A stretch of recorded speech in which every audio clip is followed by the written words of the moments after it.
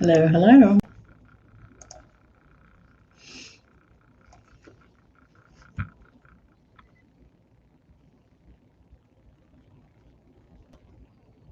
Hi. Good to see everyone. We'll just wait, see who else comes in. Try and get a group together here. No competition going. How's everyone doing tonight?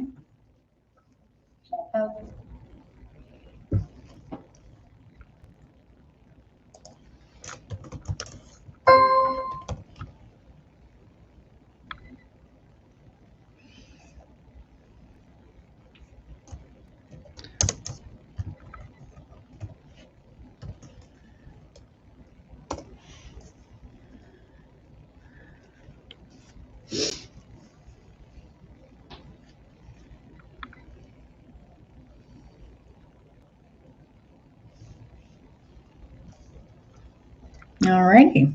So we're just waiting a little bit, waiting for some players.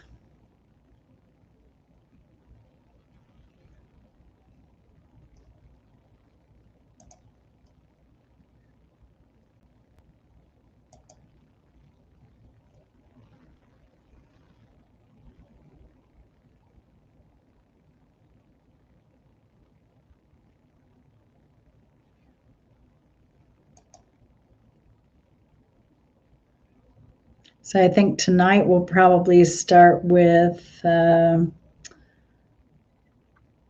see, Christmas, since you're first in the room. You want to choose a team? You want to go for Kansas City or Tampa Bay?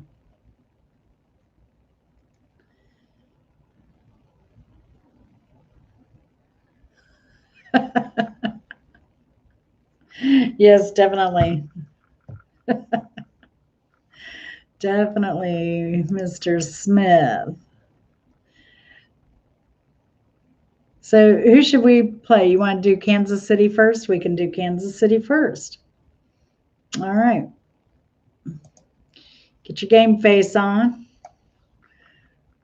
Let's do this. Let's do this. All right. First question. The franchise was initially called the Dallas Texans and was founded in 1960 by a man known as the father of NFL.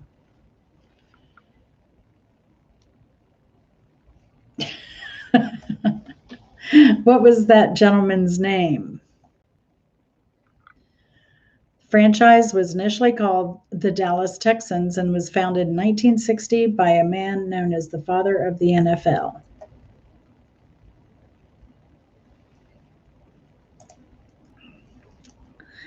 Put your thinking caps on.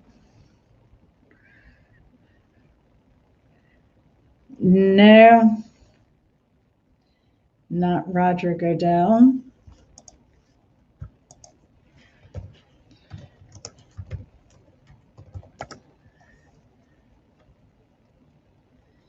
In fact, he was born in 1959.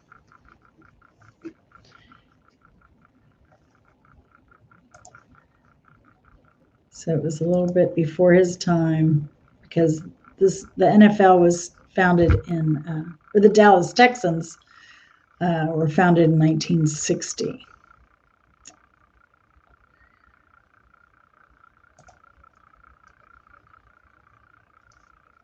The gentleman's name, drum roll please, was Lamar Hunt. Lamar Hunt was the father of the NFL.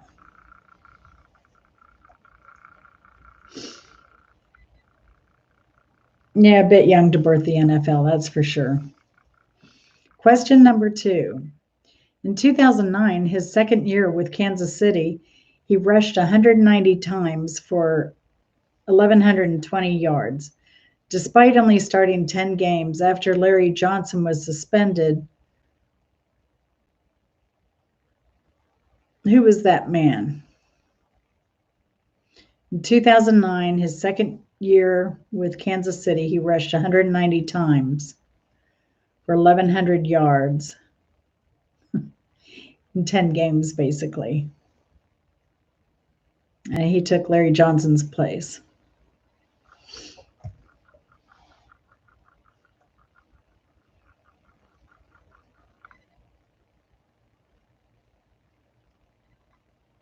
He was a running back, if that helps anyone.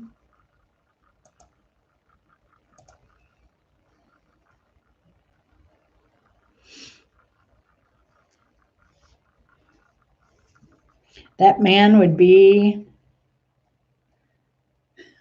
Jamal Charles. His NFL records for the most games for over 200 rushing yards while averaging over 10 yards a carry. He's tied with Adrian Peterson.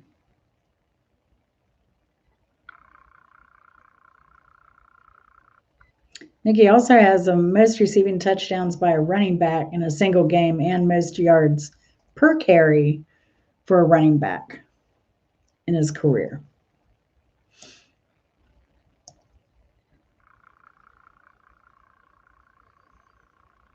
Oh, you're going to get into technical questions. Where did he play college ball? Seems like a lot of these guys played college ball in Michigan.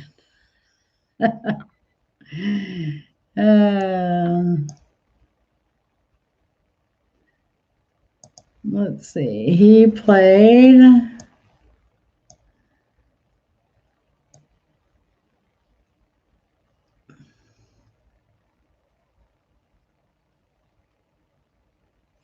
Oh, is there? And then it eluded me. University of Texas. Played for the University of Texas. All right. Question number 3. Are we ready? Hold on to your hats. Question number 3. On June 29, 1983, he was visiting an amusement park in Monroe, Louisiana with friends and came across 3 children drowning in a pond. Though he did not know how to swim, he dove in to save the children. One of the children was rescued due to his heroic action. However, he and 2 of the children perished in the accident. Which football player was that? And again, we're talking Kansas City here.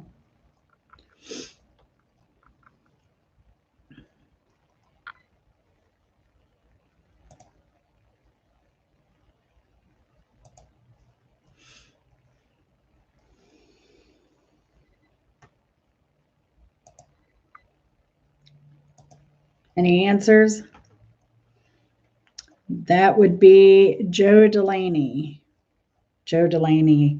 Unfortunate incident. They've erected a monument in honor of him and his heroic action, and he was the 1981 Rookie of the Year for UPI. Joe Delaney. All right, next question. This defensive tackle was inducted into the College Football Hall of Fame in 1996 and the Pro Football Hall of Fame in 1990. Eddie Robinson, his coach at Grambling State, where he had been an NAIA All-American in 1962, called him the finest lineman I have ever seen. He was the first black number 1 draft choice in professional football. What was his name?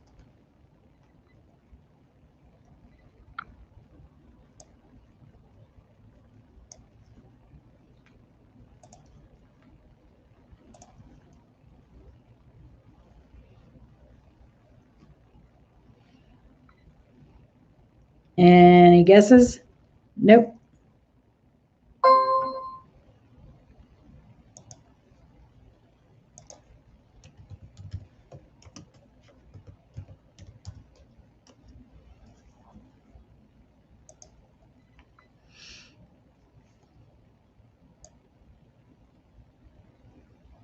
Bubba Smith never played for Kansas City. He played for Baltimore Colts, Oakland Raiders, and the Houston Oilers. Yeah, I tell you, I got some tough questions here. You got to be like a top fan to get a lot of these. So the answer for that one would be Buck Buchanan. He played from 1963 to 1975 for the Kansas City Chiefs.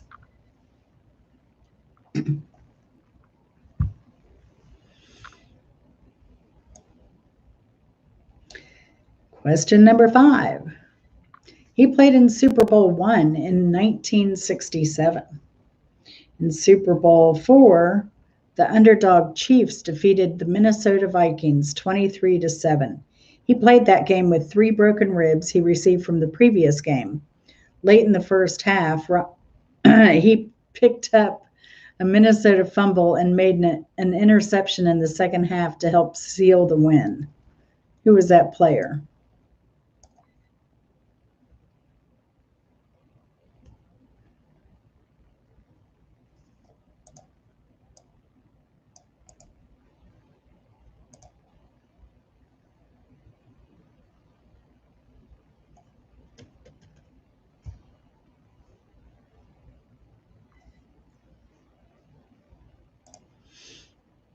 Any idea?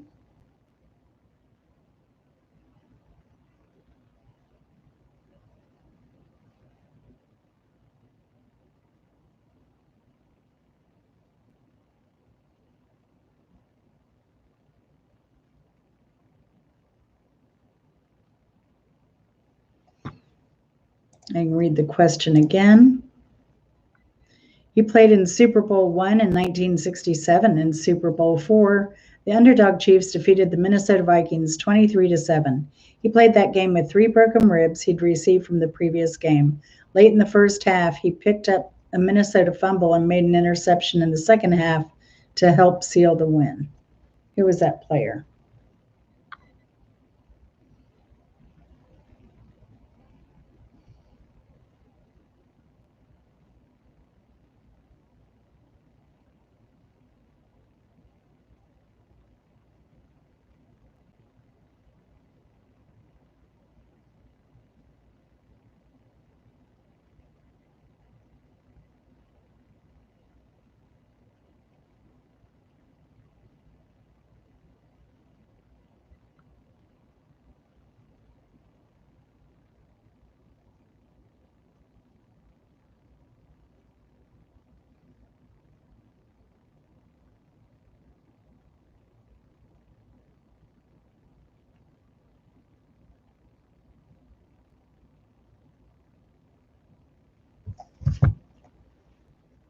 That would be Johnny Robinson, 1960 to 1971. Johnny Robinson, 60 to 71. A lot of these early quarterbacks, well, I'm sorry, a lot of these early players tend to just have long careers with these organizations. Moving on, question number 6. In 1993, he only rushed for 764 yards that year, but he scored 12 touchdowns, leading the AFC, and he was named the NFL Comeback Player of the Year.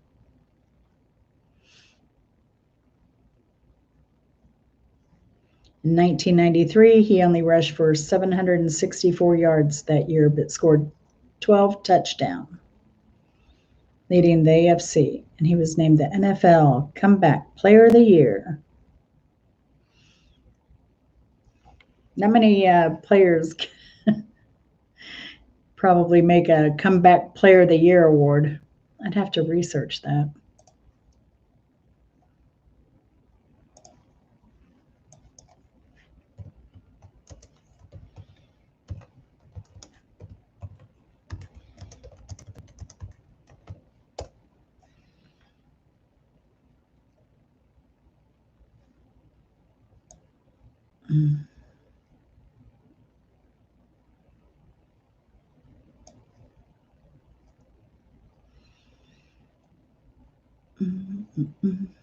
I guess Chad Pennington had the most wins for that category. Interesting.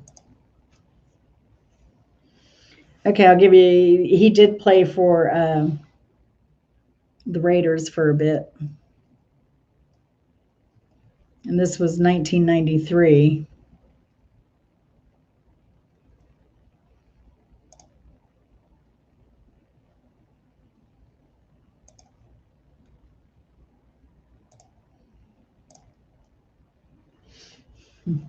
Answer would be Marcus Allen. He was a phenomenal athlete. All right. Question number 7. He began his career in 1983 with Kansas City and once said, "My focus is hypnotic. I put myself in a trance. When I'm in total focus, absolutely there, I can meet my fears head on and defeat them." He was also the Chiefs' MVP for the 1986 season.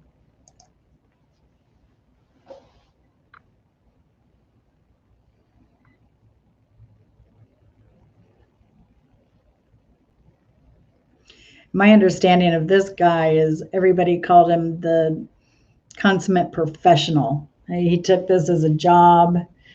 I believe even his wife joked with him that when he retired, asking him where he wanted to go anywhere in the world on vacation, he said Hawaii. She was like, "I've been to Hawaii forever, like 12 times." But he was always working. He was a hardworking man, and everybody respected him for it. He began his career in 1983 with Kansas City and once said, "My focus is hypnotic. I put myself in a trance. When I'm in total focus, absolutely there, I can meet my fears head on and defeat them." And he was also the Chiefs' MVP for the 1986 season.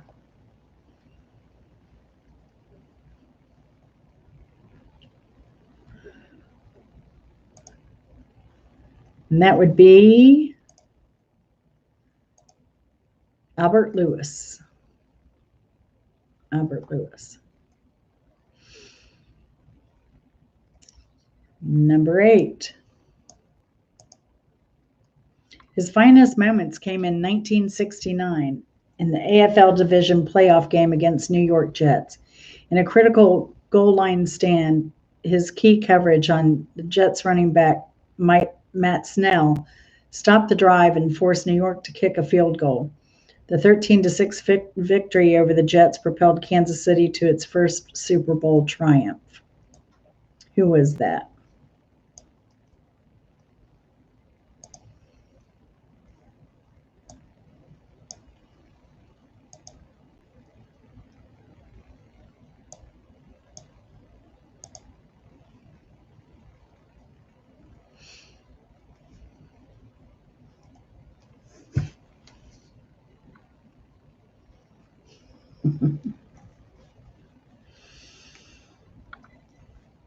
I'll repeat the question. His finest moments came in 1969 AFL divisional playoff game against the New York Jets. In a critical goal line stand, his key coverage on the Jets running back Matt Snell stopped the drive and forced New York to kick the field goal. The 13-6 victory over the Jets propelled Kansas City to its first Super Bowl triumph.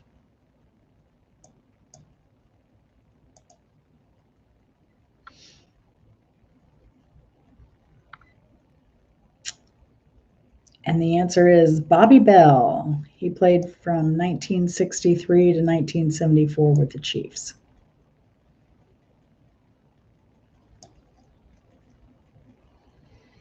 Hey, Leanne, how's it going? Good to see you. Hope you're doing well. How's your knowledge of football here? I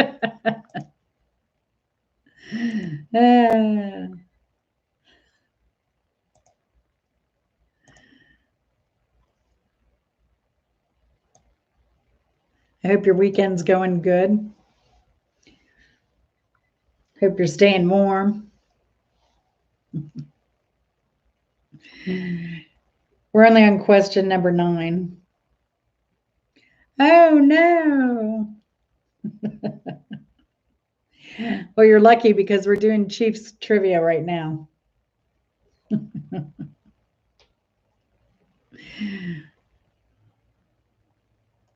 And I've done some that go way back to even when they were Dallas Texans before they became the Chiefs, but I've done some more current questions too, so you might be able to get a few.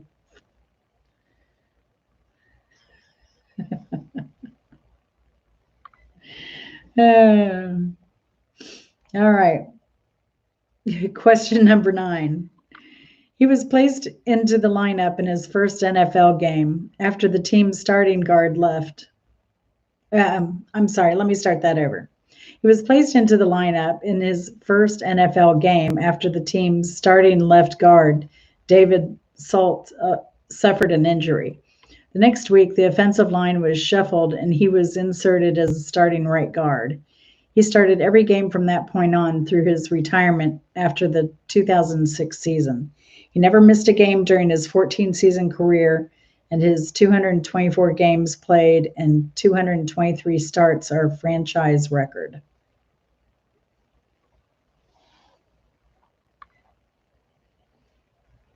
Nope. Wasn't Joe Montana.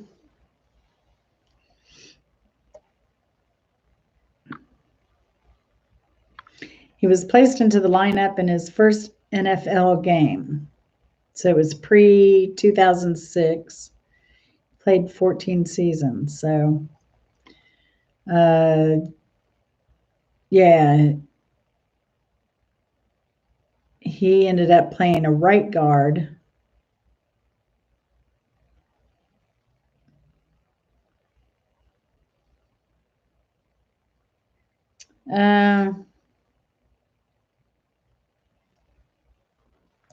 Is who living, Joe Montana or the current question answer?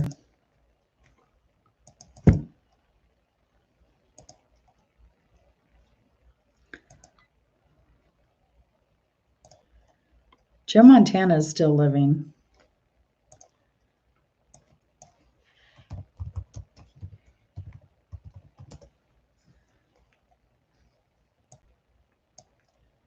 And this gentleman is still living.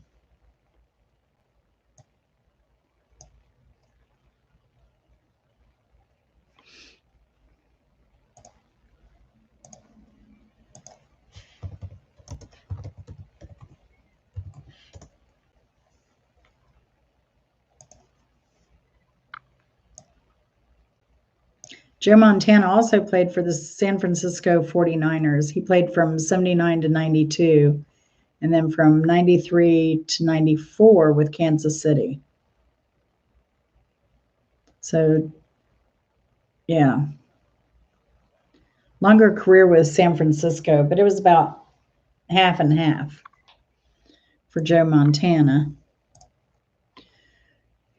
Let's say the question one more time. He was placed into lineup in his first NFL game after the team's starting left guard, David Salt, suffered an injury. The next week, the offensive line was shuffled and he was inserted as a starting right guard. He started every game from that point through his retirement after the 2006 season, and he never missed a game during his 14-season career, and his 224 games played and his 223 starts are franchise records.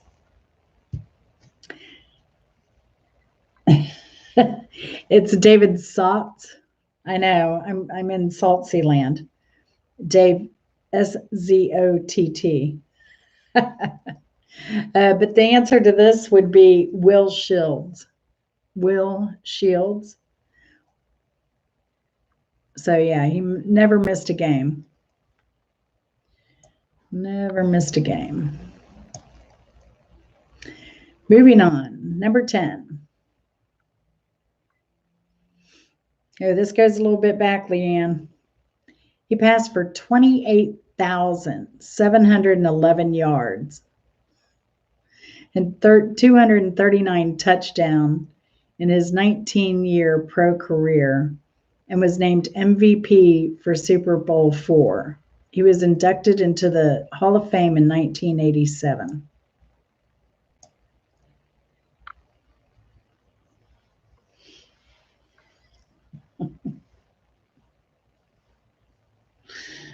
We'll give Leanne a point. We'll give Leanne another point for being from Missouri.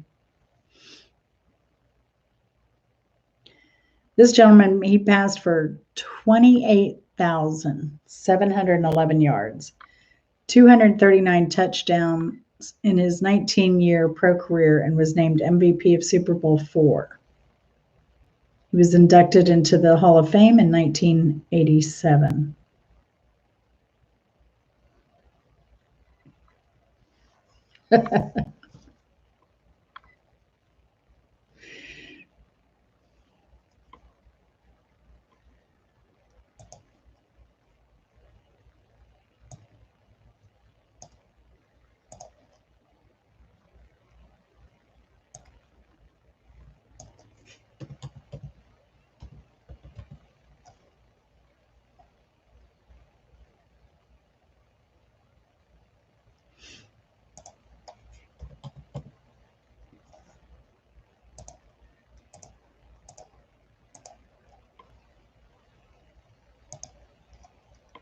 Wow, this guy would have had to have made 12 touchdowns a year.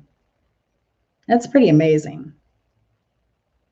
He passed for 28,700 yards and 239 touchdowns in his 19-year pro career and was named MVP of Super Bowl IV. He was inducted into the Hall of Fame in 1987. That would be Len Dawson. Len Dawson.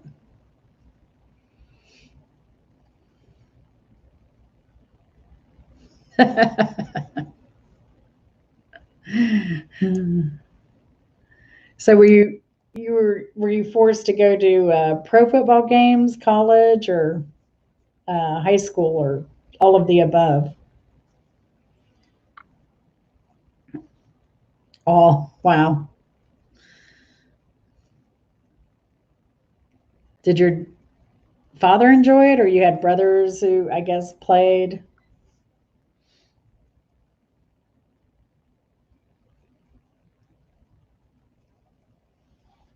I was a cheerleader when I lived in Scranton for the Vikings. Our colors were black and orange.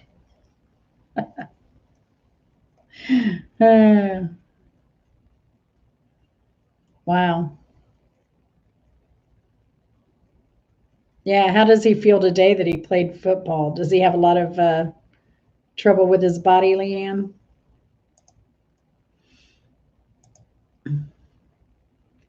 I've been to some pro games. Never. Oh yeah, I went to see Kentucky, University of Kentucky game when I lived up there. I was living and working up there. And that was and I have been. No, I've been to some other college games.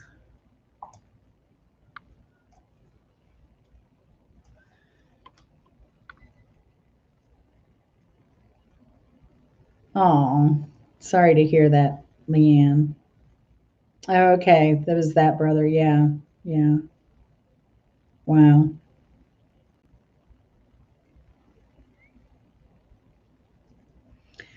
Wow. Oh, how's your niece doing in college? She adjusting well still?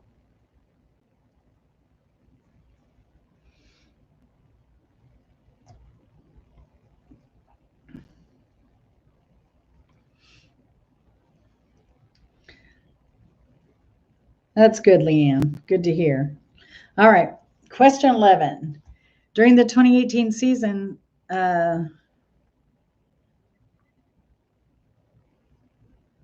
he became the second quarterback in NFL history to throw for 50 touchdowns and 5,000 passing yards in a single season.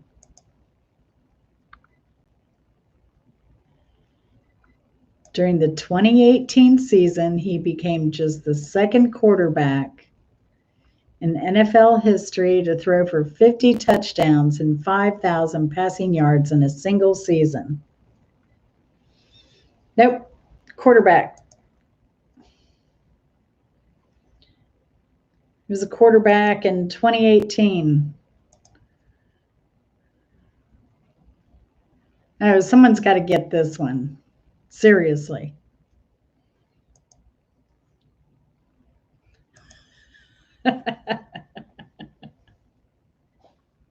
It's the guy that throws the ball on the snap, Leanne.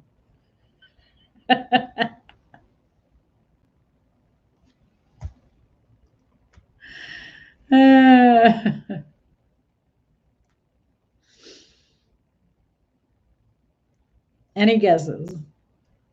I'll read the question one more time. During the 2018 season, he became just the second quarterback in NFL history to throw for 50 touchdowns and 5,000 passing yards in a single season.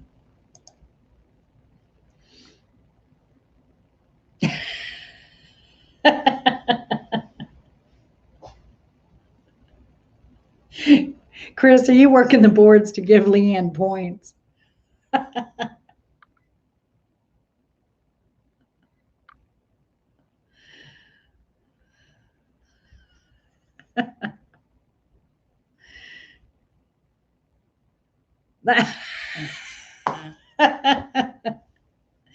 Leanne, you're so cute.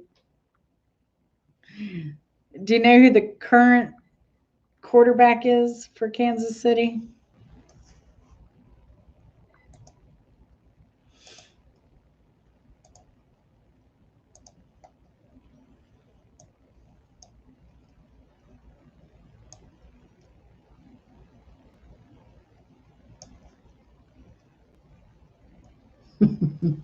It's Patrick Mahomes. Patrick Mahomes. You were close with the Mahoney. Baloney.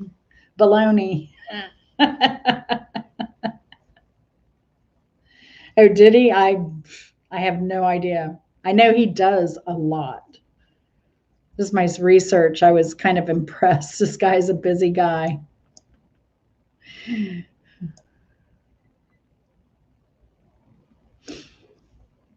Question number 12. In 1993, he was traded to the Kansas City Chiefs. He earned a trip to the Pro Bowl in his first year in Kansas City and led the Chiefs to playoff berths in his 2 seasons with the team. Who is the comeback kid?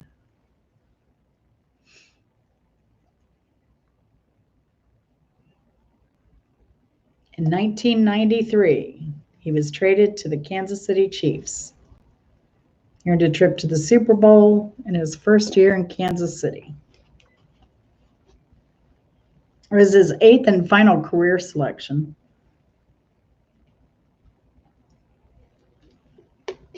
I didn't realize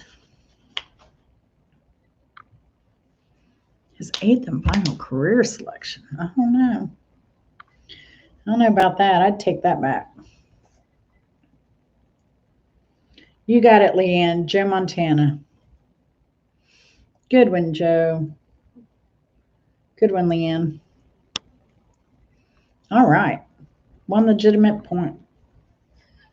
And how many bonus points do you have? All right, Google Foo. Google Foo for the win. All right. Moving on. He owns the Chiefs' all-time interception record with 58, which places him 9th on the Pro Football's all-time list. You have to go back a ways for this one.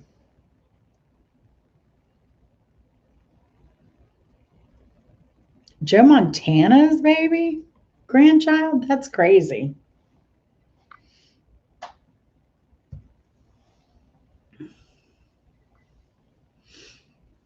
Question 13. He owns the Chiefs' all-time interception record with 58, which places him ninth on Pro Football's all-time list. Who would that be?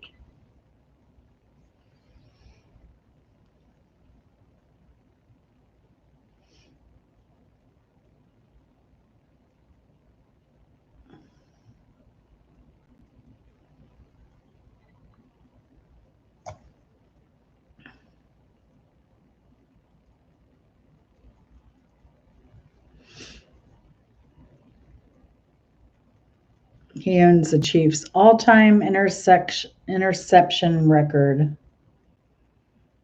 with 58, which places him ninth on the Pro Football's all-time list. He played from 1966 to 1978. I think that was before either one of you were born. That would be Emmitt Thomas. Emmitt Thomas.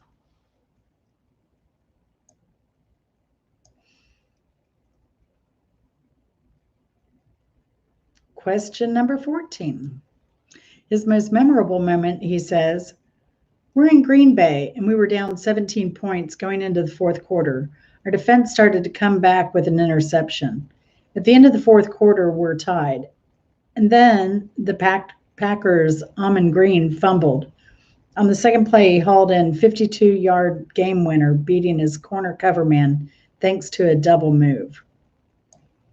Who was that man?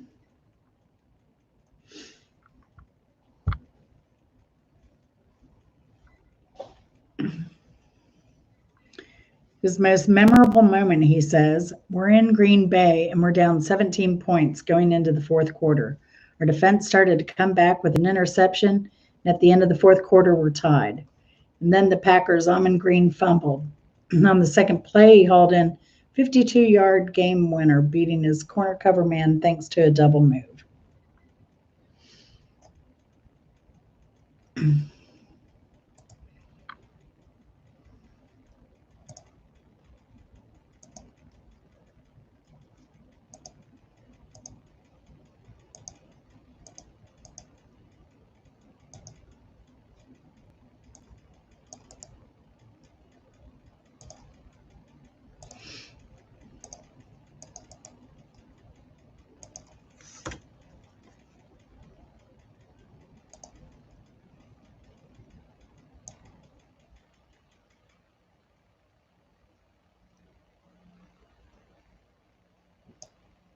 This guy ended up going to the Rams, actually, in 2008. It was his last year in the NFL. He played with Kansas City from 2001 to 2007.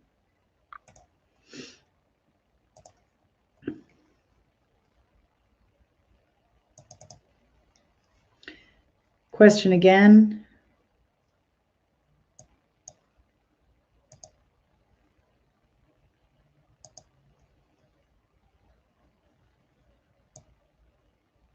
His most memorable moment, he says, we're in Green Bay and we're down 17 points going into the fourth quarter. Our defense started to come back with an interception. At the end of the fourth quarter, we're tied. And then the Packers' Amon Green fumbled. On the second play, he hauled in a 52-yard game winner, beating his corner cover man thanks to a double move. That man would have been Eddie Kennison. Eddie Kennison.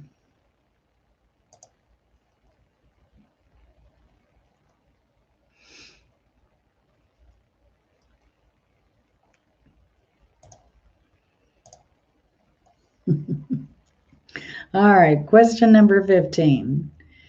He was also part of the Chiefs' longstanding tradition of outstanding special teams play.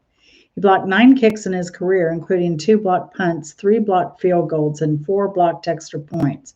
And in 1980, he hit the trifecta of blocking a punt, a field goal, and an extra point in the same season.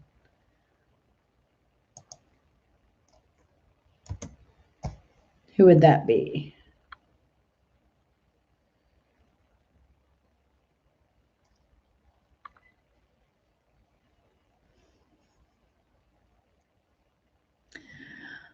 I don't know if Almond Green is a relationship to Sam Green or not.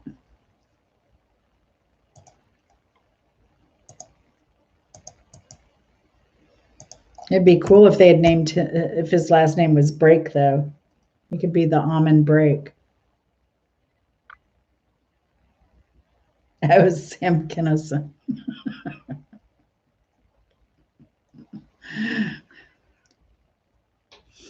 I got you now. I've got you now.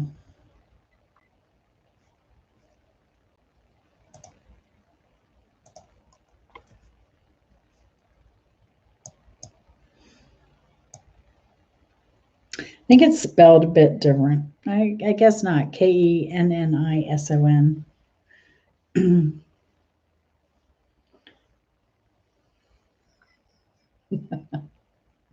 All right, the question was, he was also part of the Chiefs' longstanding tradition of outstanding special teams. He blocked 9 kicks in his career, including 2 blocked punts, 3 blocked field goals, and 4 blocked extra points. And in 1980, hit the trifecta of blocking a punt, a field goal, and an extra point in the same season. That man would be, drum roll please, Gary Green. Another Green. Probably not brothers with Almond either. He played from 1977 to 1987.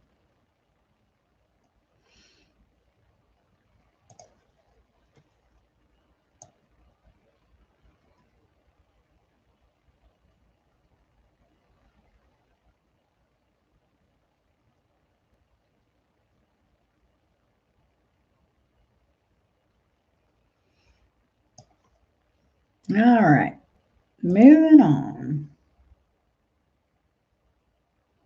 Hey, well, you're learning, Leanne. Too bad you couldn't go someplace and, kind of show off your new football knowledge. But that's why we're here.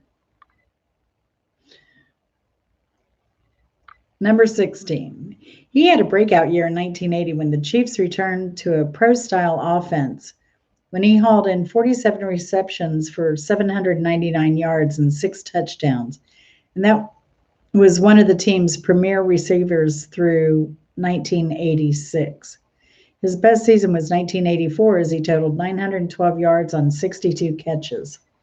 He played in 165 games for Kansas City and scored 35 touchdowns.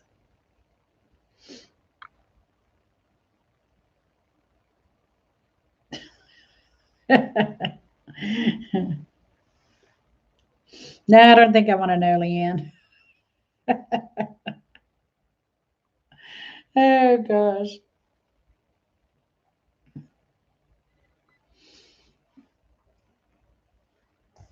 That's too funny.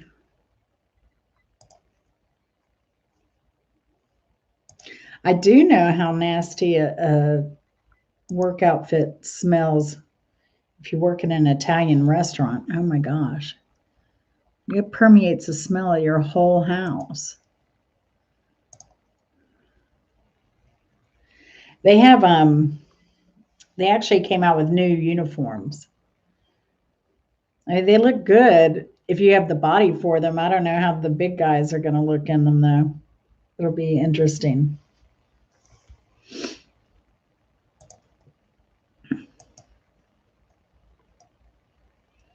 Question 16, he had a breakout year in 1980 when the Chiefs returned to a pro-style offense when he hauled in 47 receptions for 799 yards and 6 touchdowns and was one of the team's premier receivers through 1986.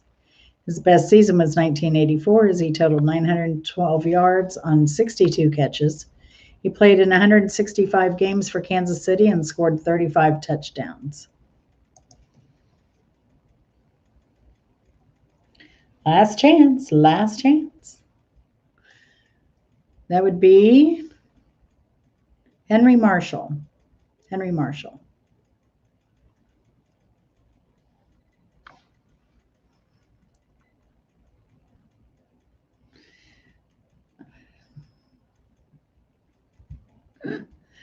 Chris Smith, I think he's trying to throw everybody off.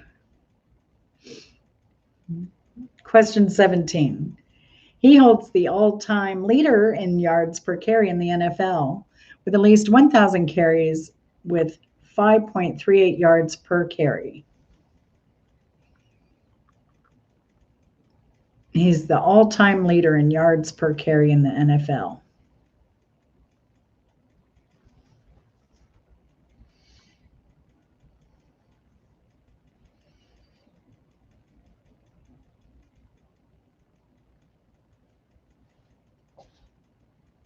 You have the first letter right, Leanne.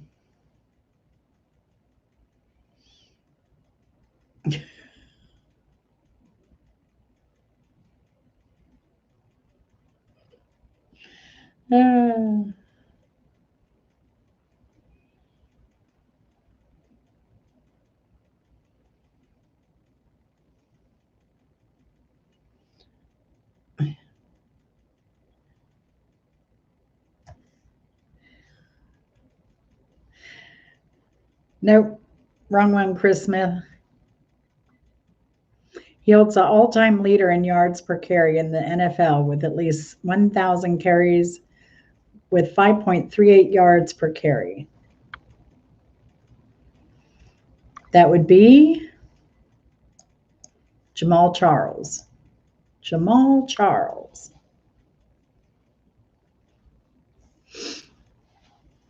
Number 18.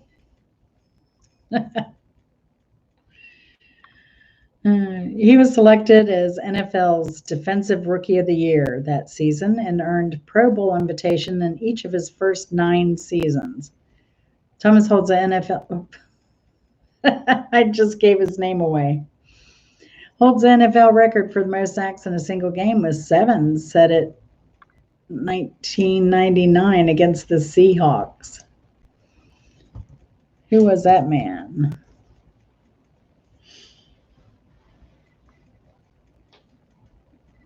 He was selected as the NFL's Defensive Rookie of the Year that season and earned Pro Bowl invitations in each of his first 9 seasons. He holds the NFL record for most sacks in a single game with 7, set in 1990 against the Seahawks.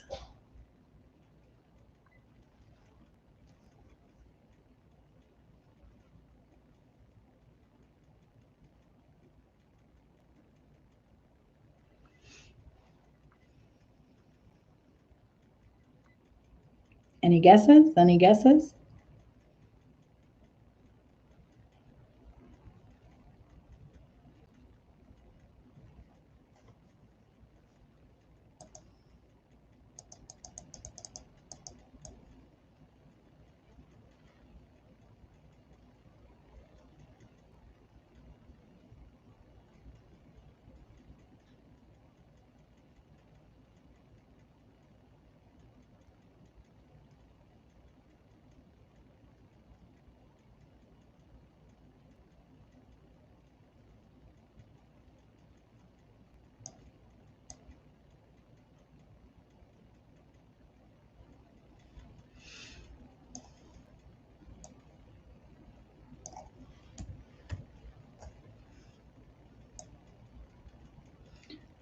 Read the question one more time. He was selected as NFL's Defensive Rookie of the Year that season and earned Pro Bowl invitation in each of his in his first 9 seasons.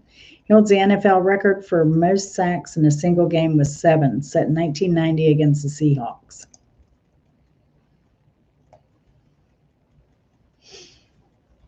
That would be Derek Thomas. He's a linebacker. He played from 1989 to 1999. And he was in a car accident that left him paralyzed from the chest down during the 1999-2000 playoffs. Days later, he died from an embolism developed in his legs and traveled to his lungs. That's so sad, so promising. He had a pretty good career, 1989 to 1999. Imagine if he hadn't been in that accident.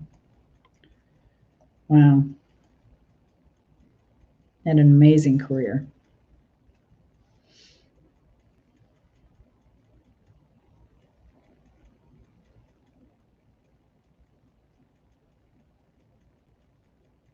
You met Marcus Allen?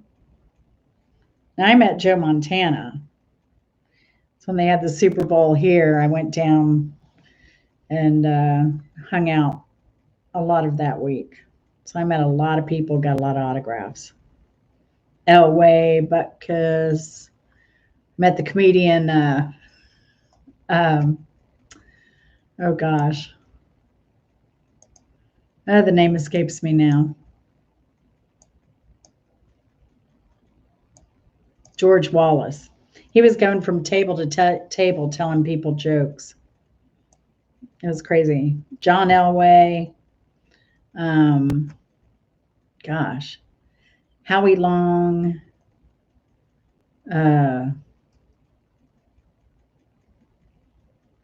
Gosh. I met so many people. Nunez. Dang. That was a crazy week. Crazy fun week.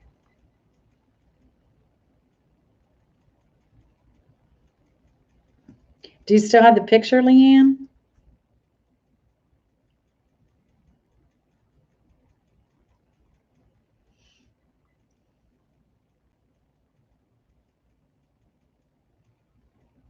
Oh, wow. That's pretty cool.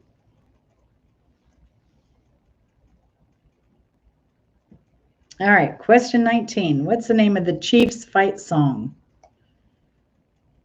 What's the name of the Chiefs fight songs?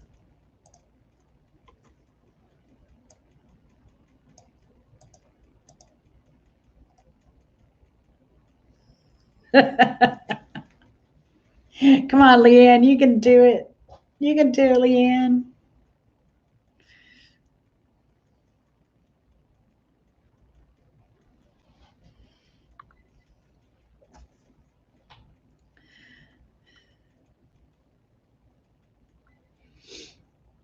What is the name of the Chiefs fight song?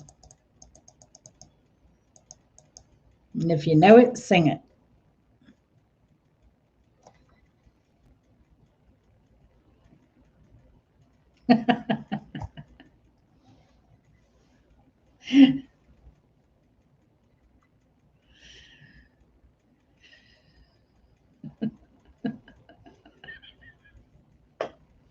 That's great, Leanne. You get the point.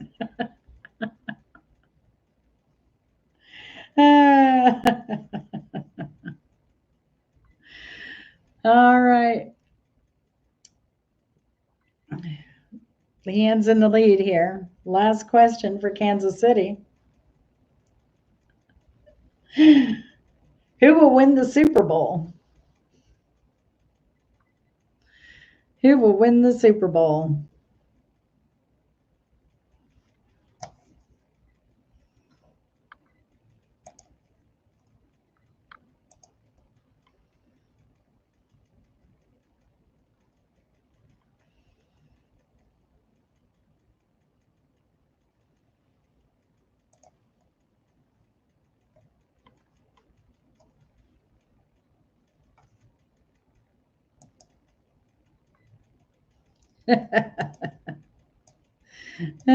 Good answer, Leanne. Good answer. You get the point. All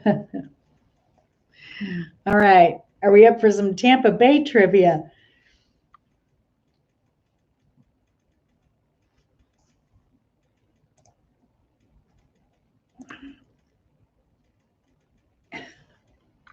Question number 1. What do Tampa Bay Buccaneers and Manchester United have in common? What do Tampa Bay Buccaneers and Manchester United have in common?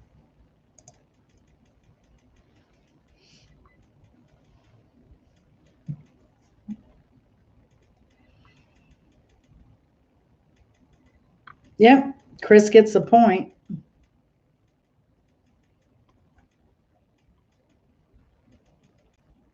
I was surprised. So Manchester United is a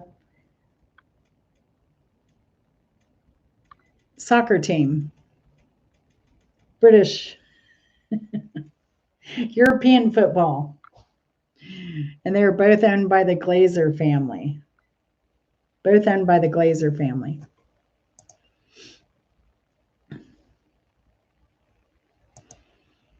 Question number 2. This running back was first overall draft choice in 1977 NFL draft. Selected by the Tampa Bay Buccaneers, who were winless in their first season in 1976, he signed a 5-year contract for a reported $1.2 million. By far the richest contract ever signed by an NFL rookie at the time. And he wore number 42.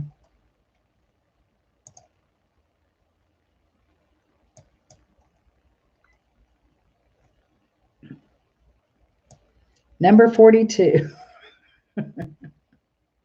This running back was first overall draft choice in the 1977 NFL draft, selected by the Tampa Bay Buccaneers, who were winless in their first season. In 1976, he signed a 5-year contract for a reported $1.2 million, by far the richest contract ever signed by an NFL rookie at the time.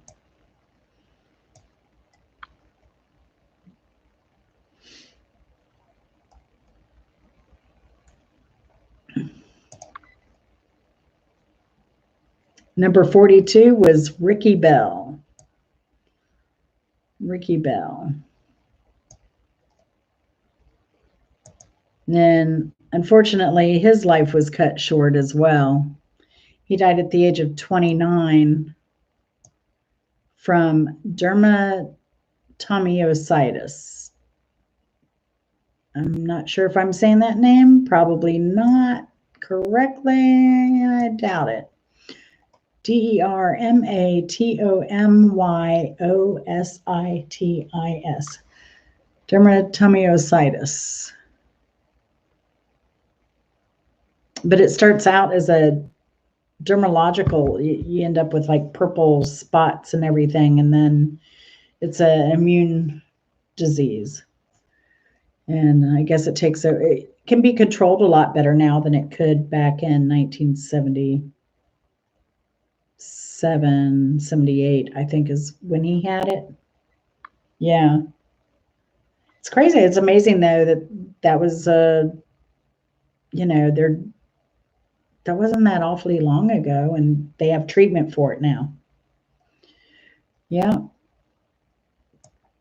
Watch for that on upcoming trivia games. Question number 3. This tight end is a 4-time pro. I'll be able to say it. This tight end is a 4-time Pro Bowler. And while in Tampa, he once caught 4 touchdowns in a game against Miami. This tight end is a 4-time Pro Bowler, and while in Tampa, he once caught 4 touchdowns in a game against Miami.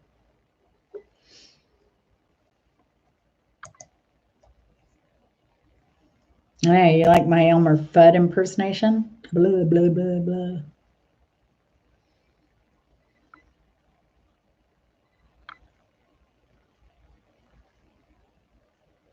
The answer would be Jimmy Giles Jr. He played from 78 to 86 with Tampa Bay. In what year did Tampa Bay debut with the NFL? What year did Tampa Bay debut in the NFL? I remember all the excitement about all that. It's crazy. I'm not that old, Leanne.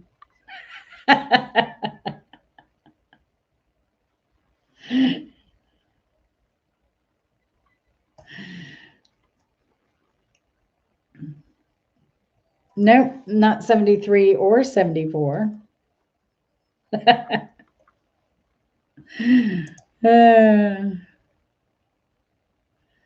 You have the correct decade. And what year was Tampa Bay's debut in the NFL?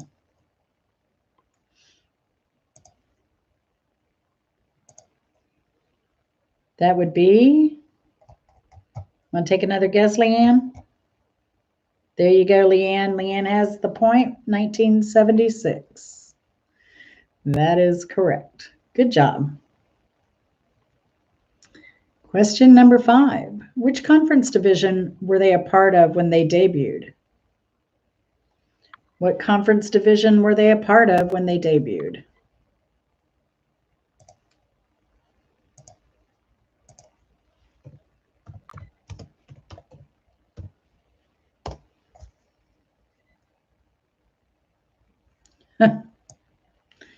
That's funny.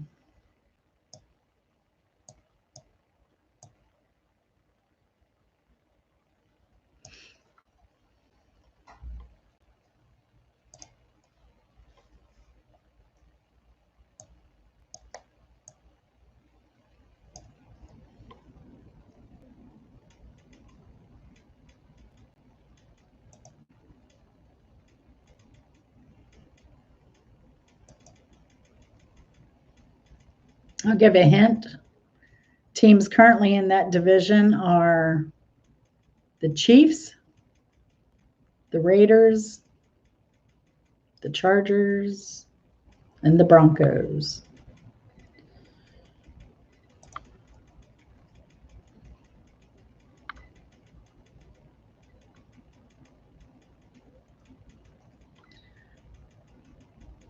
Nope.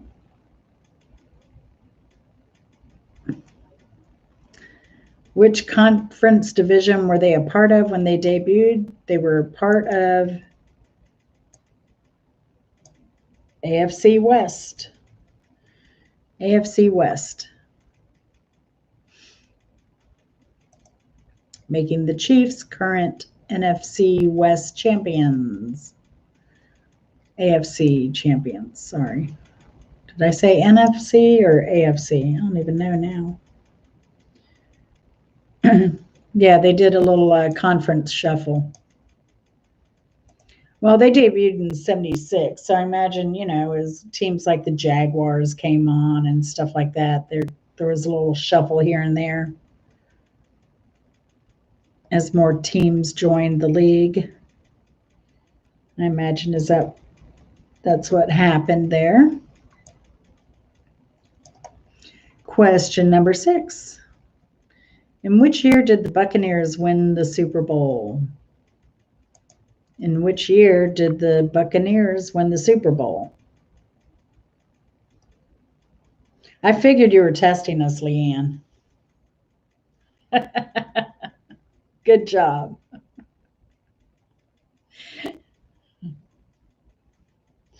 The trivia player has become the trivia master.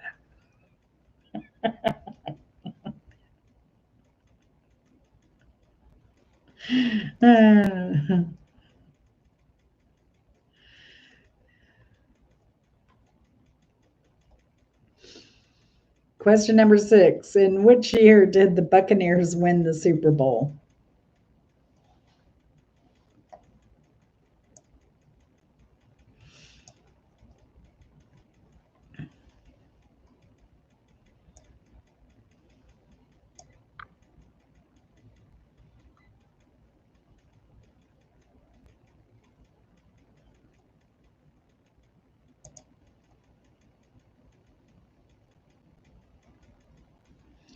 They won the Super Bowl in 2002.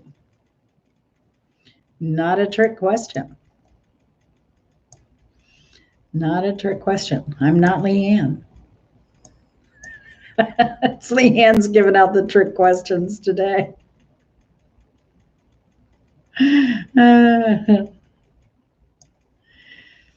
Number 7. This player turned down the Buccaneers This player turned down the Buccaneers' $7.6 million 5-year contract in favor of a $1.07 million 3-year contract with Kansas City Royals.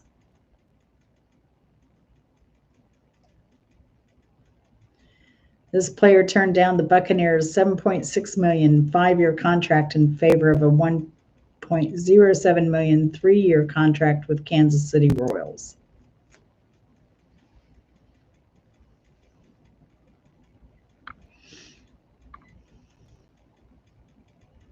Very good. Chris Smith. Now that one was a little tricky. That one was a little tricky. Because it was a Kansas City Royals, who's a baseball team. So, Bo Jackson, owner, yeah, Hugh Culverhouse took him on a private. So this is what happened actually. The owner of the Bucks, Hugh Culverhouse, took him on a private jet to visit with the team during his senior baseball season in college. And he was told by the Buccaneers that the trip, which ultimately cost Jackson his remaining collegiate baseball eligibility, had been cleared by the NCAA and SEC when it had not. So Bo vowed to not play with the Buccaneers because they had lied to him.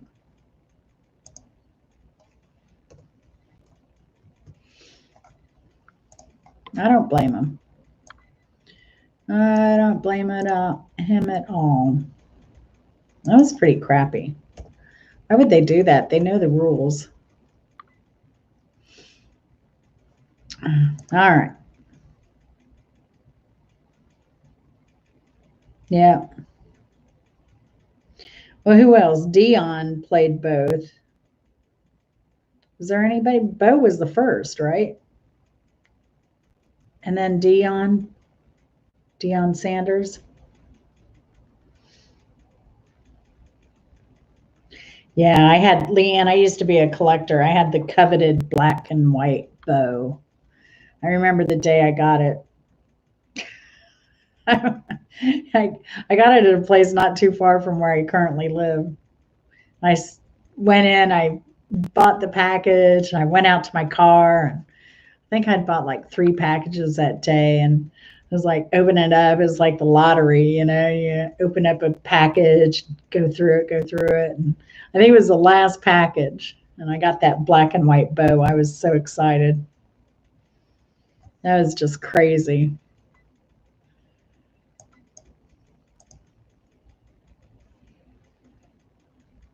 I was so excited.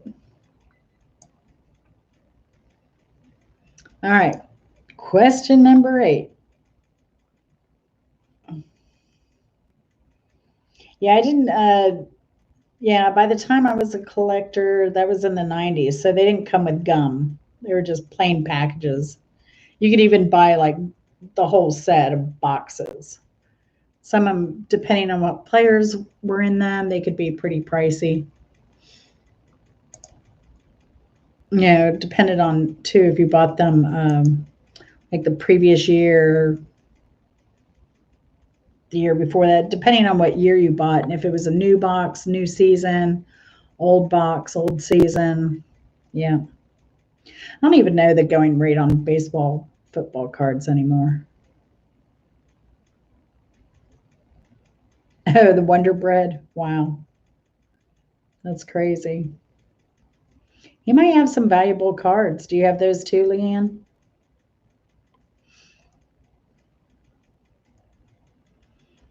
Question number 8. He played college football at the University of Michigan from 1995 to 1999 and was a backup quarterback for his first 2 years.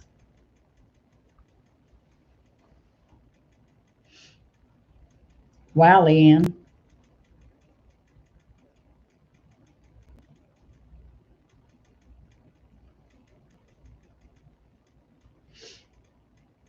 That's pretty cool. Question number 8. He played college football at the University of Michigan from 1995 to 1999 and was a backup quarterback for his first 2 years.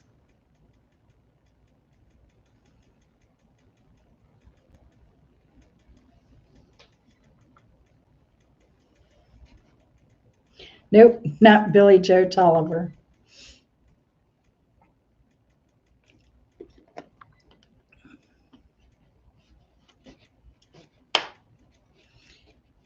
(1995 to 1999).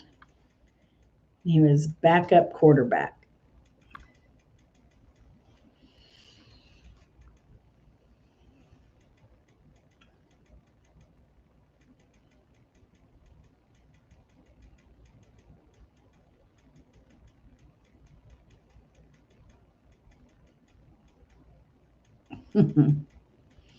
Wow, Leanne.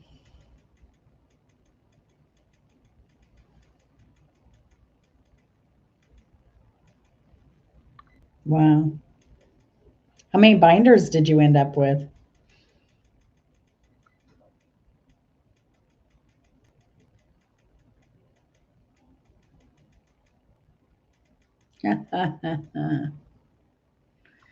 So, who played college football at the University of Michigan from 95 to 99 and was a backup quarterback his first 2 years?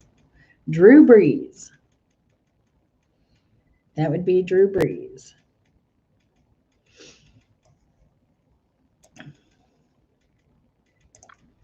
Question number 9. This defensive tackle had a bad habit of skipping through the opposing man's warm-up sessions. This defensive tackle had a bad habit of skipping through the opposing team's warm-up sessions.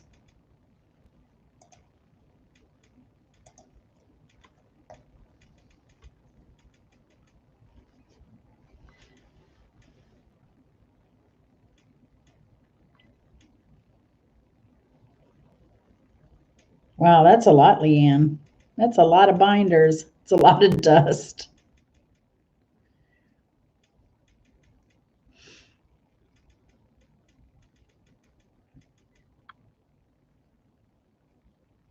This defensive tackle had a bad habit of skipping through the opposing team's warm-up sessions. That would be Warren Sapp. Warren Sapp. Yeah, he had he accumulated a lot of fines while he played football. He probably should have been a little bit better behaved because he actually, unfortunately, he filed for bankruptcy in 2012. Sometimes you make life harder on yourself. Yeah. Bad decisions. So unfortunate. All right. Question number 10. This former quarterback and his father have earned Super Bowl rings for Florida teams. This former quarterback and his father have earned Super Bowl rings for Florida teams. His dad played when I lived in Florida.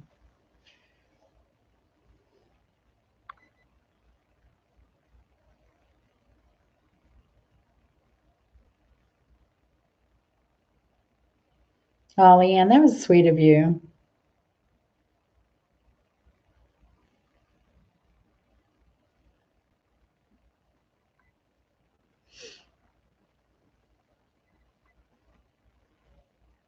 Nope, not Don Shula. This former quarterback and his father earned Super Bowl rings for Florida's teams.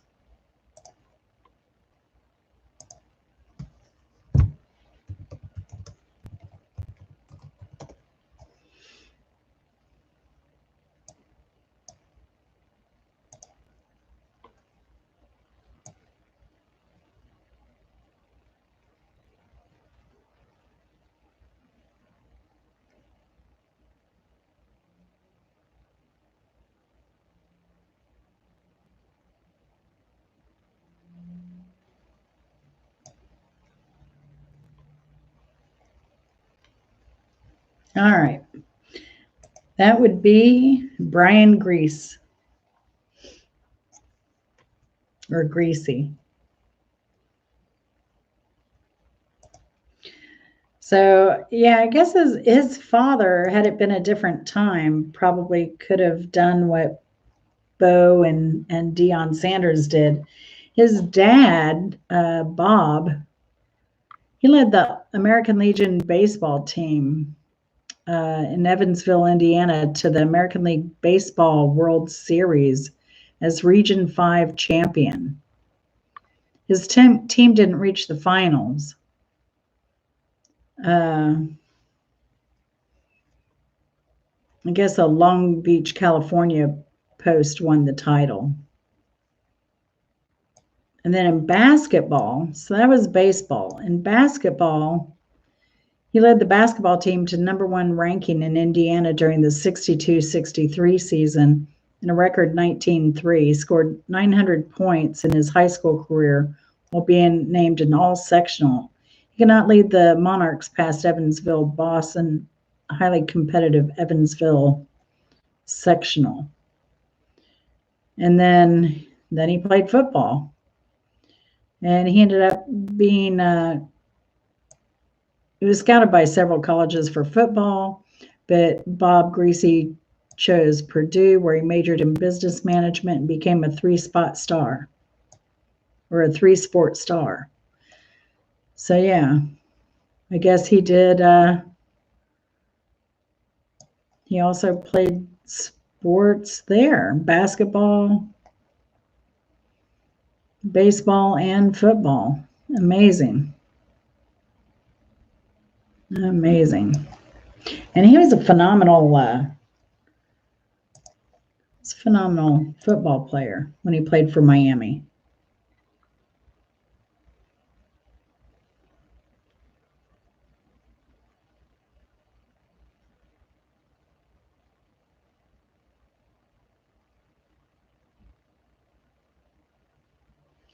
Leanne, I remember some of this stuff. Now, as I've been doing some more games recently, I've been doing a lot of music trivia, getting prepped for that, and research, and some science stuff, and some tech stuff. But yeah, some of these I remember, some of them I don't. I remember earlier we were talking about a Kansas City player before you came in, and there were some points about him I remembered. Yeah, but if I were younger, Leanne, I'm better probably with numbers. I remember numbers quite well. I know my driver's license number, I know my credit card number without pulling it out, stuff like that. Excuse me. But yeah, the music trivia is the hardest to write because I get down a rabbit hole. And I was like, wow, I never knew that about that musician. And then, oh, they had all these other people they were affiliated with. And I don't know, they take me much longer to do the music trivia. Yeah, I've got some coming your way, Leanne. I've got, what did I do? I've done some 1950s, couple 60s rock. I did a science, and I did a trivia on planes, trains, and automobiles. So those are my latest works of trivia that I've put together. So, all right, question number 11. He played 14 years for the Buccaneers and is widely considered one of the best players in franchise history and one of the best linebackers in NFL history.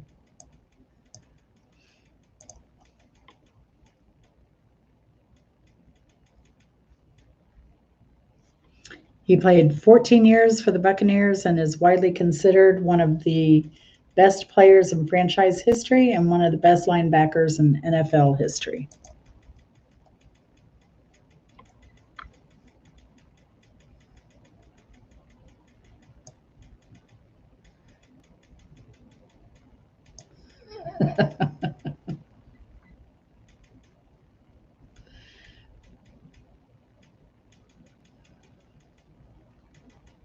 That would be Derrick Brooks.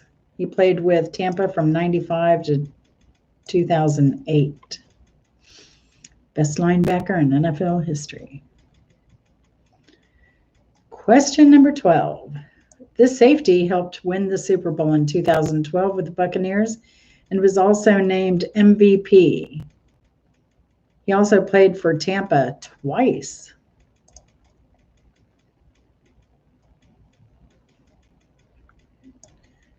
Not once, but twice.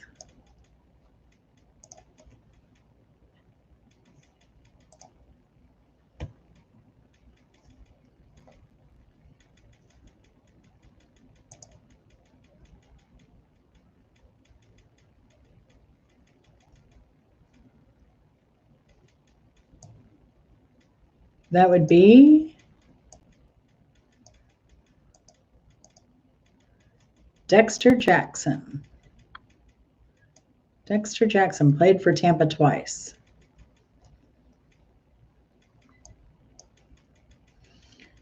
Must be a decent guy if they had him back a second time.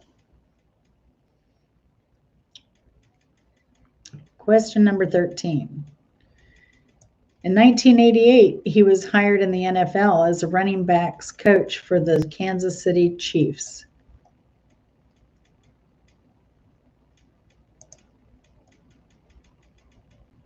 In 1988, he was hired in the NFL as running backs coach for the Kansas City Chiefs.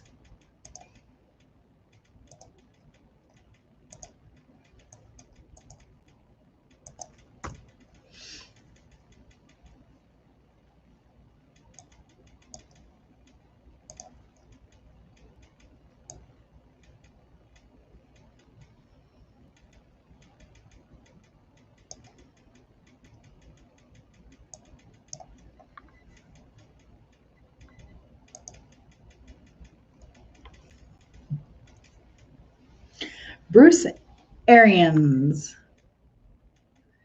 1988, he was hired in the NFL as running backs coach for Kansas City Chiefs, and he is currently the coach for Tampa Bay.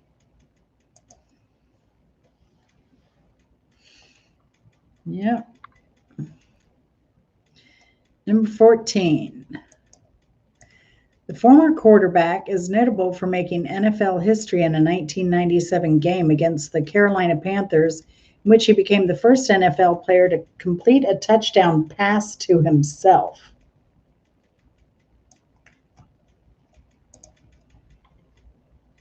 This former quarterback is notable for making NFL history. In a 1997 game, he completed a touchdown pass to himself. That's amazing.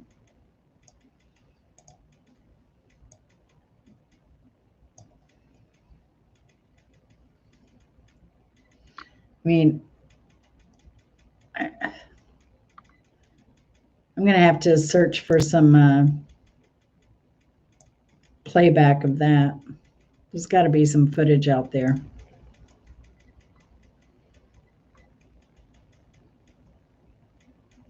Yeah, that is cool.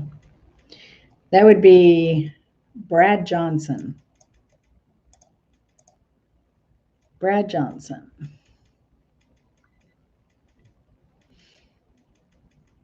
Right? He had to be fast. And some of these, they do give the stats on, like some of these guys were amazing. They were like 6'2", 6'3", 230 pounds and could sprint the 100-yard dash in like no time. It was insane. Some of these stats on these guys. I was like blown away that somebody that big could run that fast. All right, here's a fact about Brad Johnson. He's a Georgia boy. He's from Marietta, Georgia. Interesting.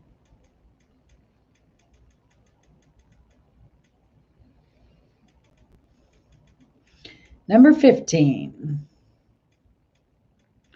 He was fired by the Buccaneers after posting a record of 8-24 in his 2 years, including a 6-10 record in the 2015 season.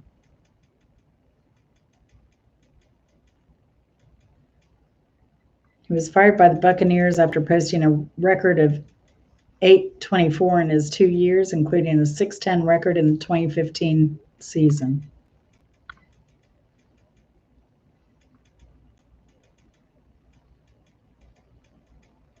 Hey, Leanne, and you'll find this interesting probably in researching Aerosmith.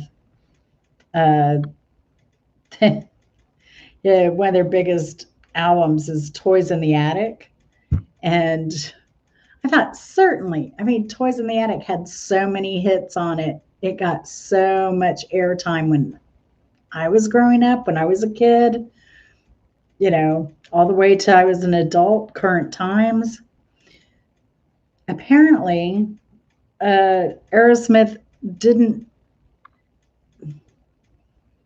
they kind of died off. And then when Run DMC did the Walk This Way, then their career kind of took off. That was the big launch of their career. It's all been after 1993, which is insane to me because I thought they were awesome back in the 70s. It's got to be amazing. He was fired by the Buccaneers after posting a record of 8-24 in his 2 years, or 8 wins, 24 losses in his 2 years, including a 6-10 record in the 2015 season.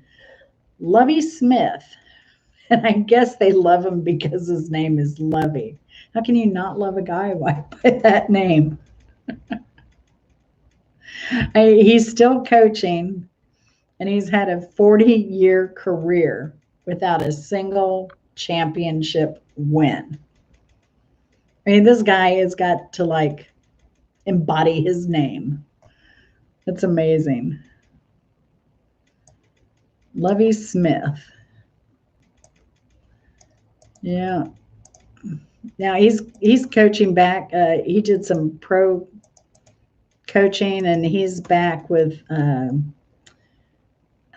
coaching in college now. So he is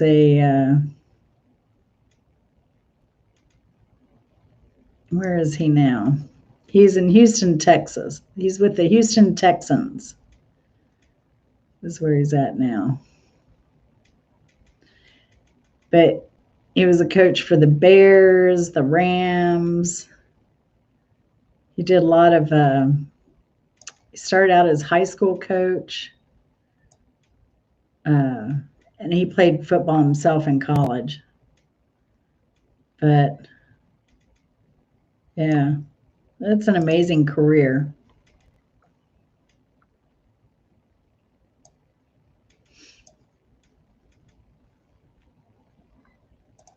Amazing.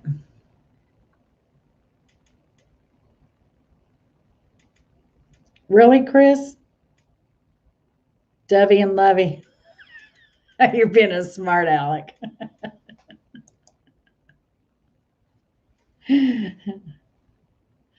Now I know you're being a smart aleck because his name's Lovie.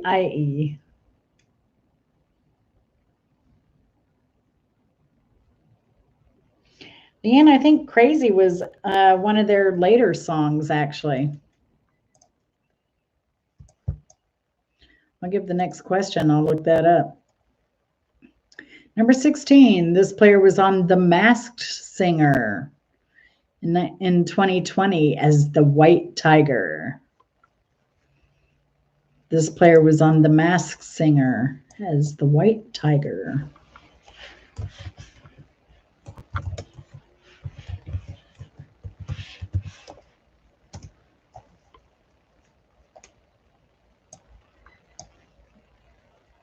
Crazy by Aerosmith was released in 1993 in their Get a Grip CD.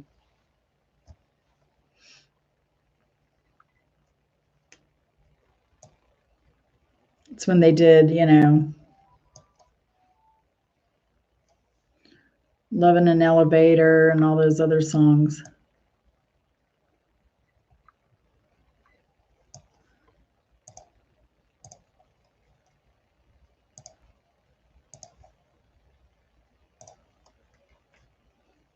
This player was on The Masked Singer in 2020 as the White Tiger.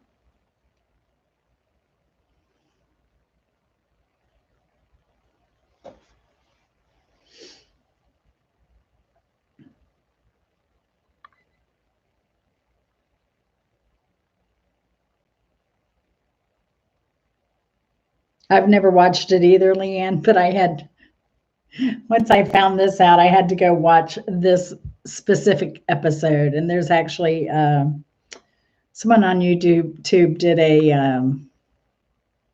I guess, a montage of his appearances. Because I guess you appear repeatedly, kind of like Dancing with the Stars, and then you get passed on. I guess that's how that works. But yeah, apparently there is a montage of the performances. A for effort. I'll give him that much. It's funny. He did Ice Ice Baby. He did a lot of rap stuff. This player was on The Masked Singer in 2020 as the White Tiger. That was Rob Gronkowski. Rob Gronkowski. Now, he does a lot of crazy stuff. He's involved in a lot of stuff. Yeah, you got to have a montage. Because you got to have a montage.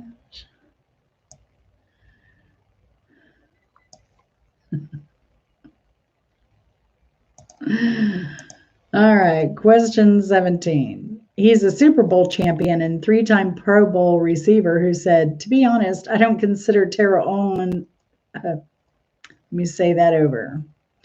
To be honest, I don't consider Terrell Owens, Marvin Harrison, or Randy Moss great. I consider them good.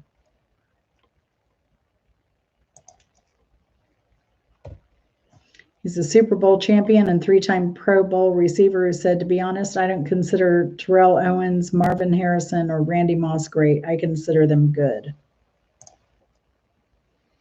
Nope. Not Terry Bradshaw.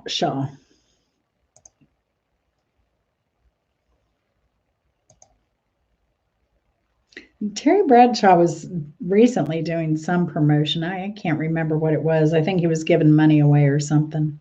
I don't know.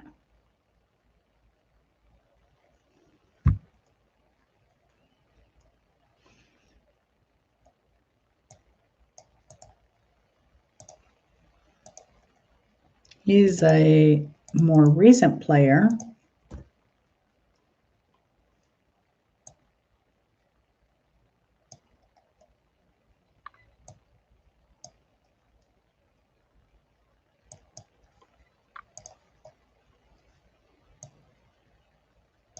He played for Tampa Bay from 2000 to 2003. He's a Super Bowl champion and three-time Pro Bowl receiver who said, to be honest, I don't consider Terrell Owens, Marvin Harrison, or Randy Moss great. I consider them good. That would be Keyshawn Johnson. Keyshawn Johnson.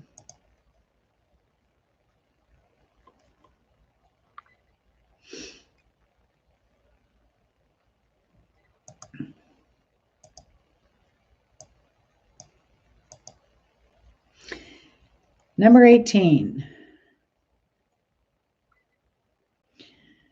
His mother was an off-duty officer escorting a businesswoman to a bank to make a night deposit.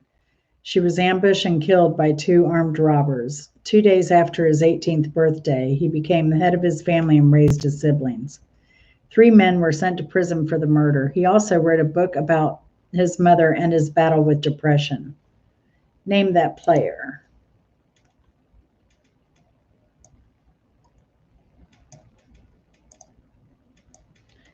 His mother was an off-duty police officer who was murdered.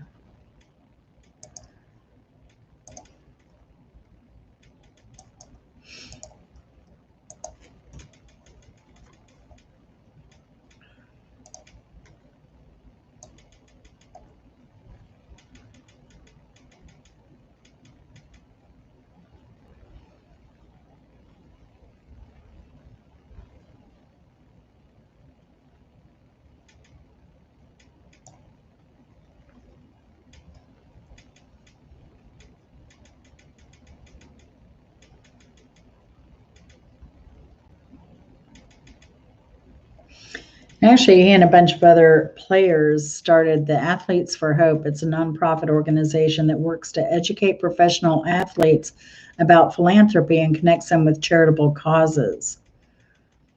recognize these efforts and inspire others to get involved in the community. AFH emphasizes that its focus is on athletes' time and not their money. Very cool. And I believe he's also involved in mental health. He's a mental health advocate. So he's kind of turned a tragic story around.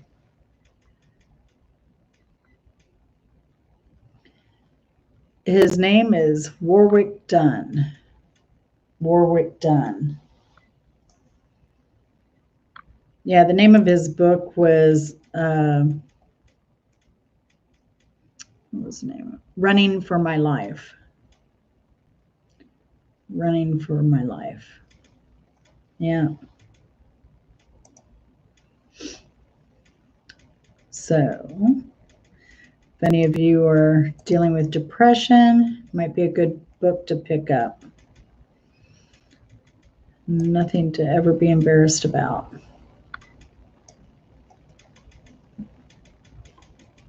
Number 19.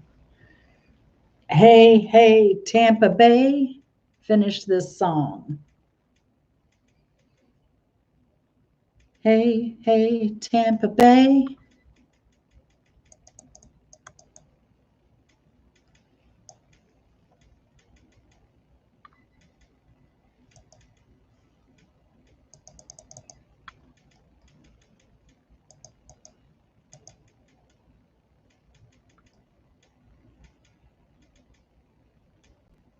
Hey, Kristola, we're almost done. We missed you.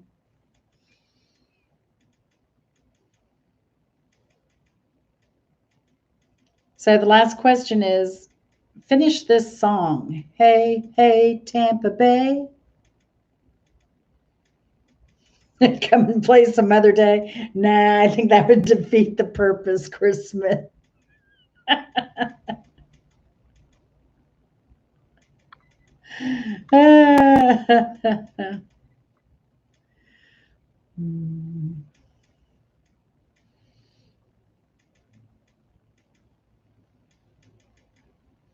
Kristola. Yeah. Yeah. So it's hey, hey, Tampa Bay, the Bucks know how to shine.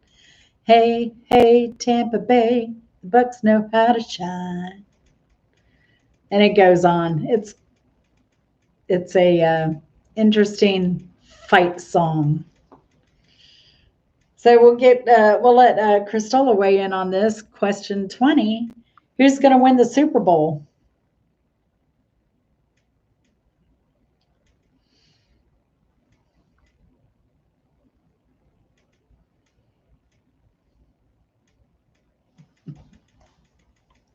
I was a cheerleader, but I was like, how old was I?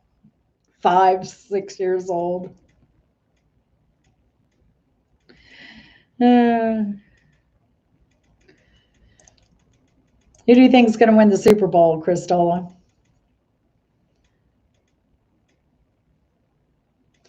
Tampa Bay and Kansas City. You know, Sherry is a big Kansas City fan.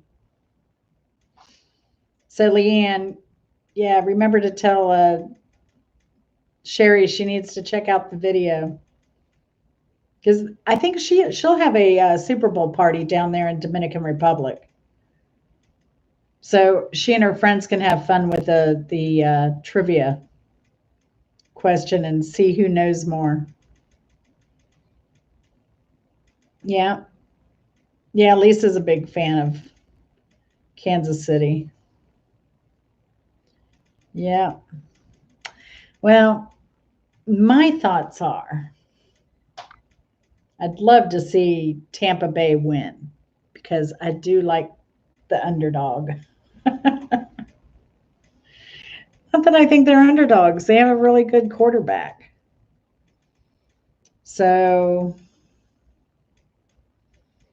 you know, they have a good quarterback. They have a good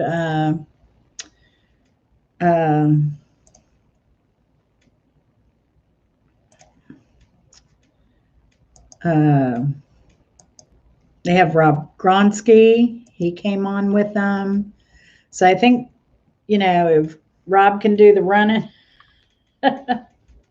Wait, what does Rob Gronsky, Gronkowski, is he a running back or is he a kicker? Now I have to look. I did not even look. Oh, yeah, he's a tight end.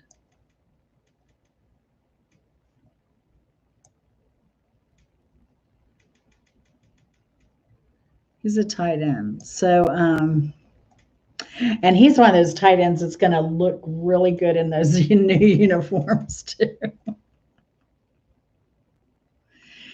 So yeah, if he can run the ball that's thrown to him, I think he'll do all right. He has a career of 566 receptions, receiving yards 8,484, receiving touchdowns 86, and 7 tackles. He's a 3-time Super Bowl champion, 5-time Pro Bowl. He's been playing since 2010. So he's been playing 20 years. So his stats are pretty impressive. So that's an average of 8 touchdowns a year. That's pretty good. Leanne. I guess we lost Cristola possibly. Yeah. So, yeah. Well, that's the end of the game. That is the end of the game. Unless you want me to do the only cheer I remember from my cheerleading days as a 5-year-old. I know this actually took me some time to pull these two out. Because this is another one. I started looking up stats and everything and like going down the rabbit hole. But with these games, you get a lot of stats. Are you ready to see it, Leanne? Okay. Let me think if I can remember it. Oh, okay. This is now I'll kind of like bring my camera down a little bit so I can show you. Big apple, little apple, coochie coo. Big apple, little apple, hoochie coo. The boys got the muscles, the girls got the brains. Oh, how's that go? And the girls have this pretty legs to win this game. I think that's it. I think we did a goofy cheer. That was about it.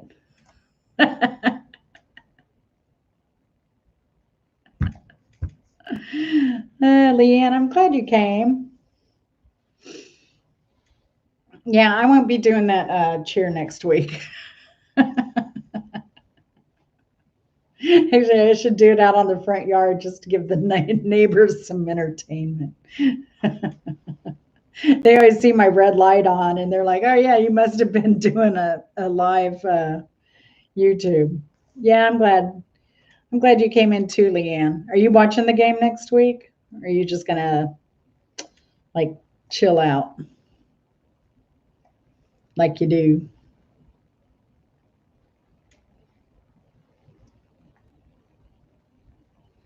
Yeah, we don't have a TV. I'll probably keep up with it on my phone. I'll Google football and it gives me the scores and, and I could do a quick playback. So that's probably what I'll do.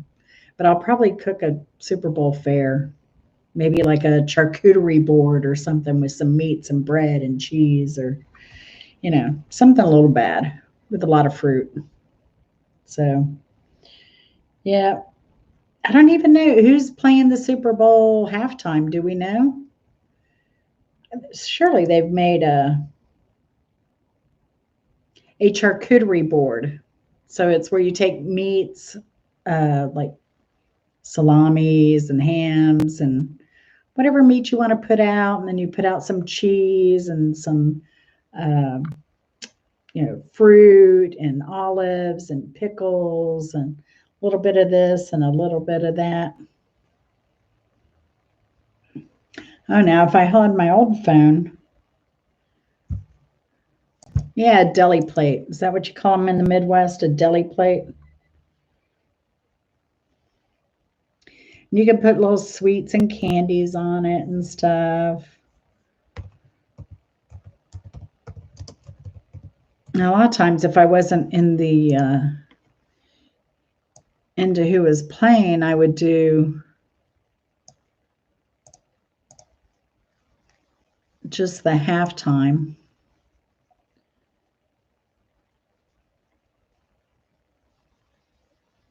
Huh.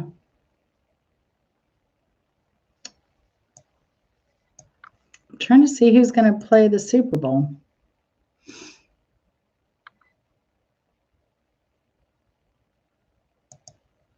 Oh.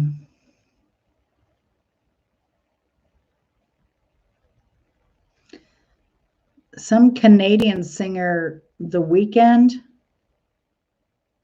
is going to be doing the halftime show. I have no idea who that is. The Weeknd. Have you heard of him? All I know is the coolest Super Bowl is when Prince sang Purple Rain and it was raining.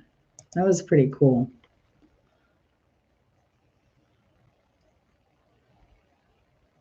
Yeah. And it's spelled differently.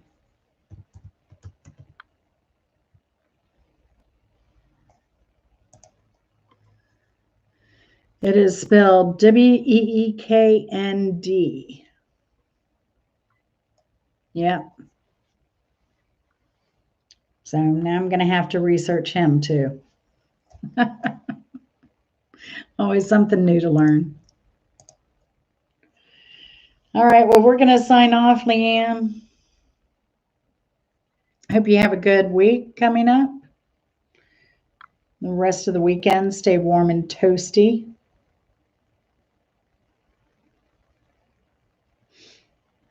Thanks for coming by. I always appreciate your support. You're always sweet, and I always have a fun time with you. You always make me laugh. Oh, your nephew says he's heard of him? All right.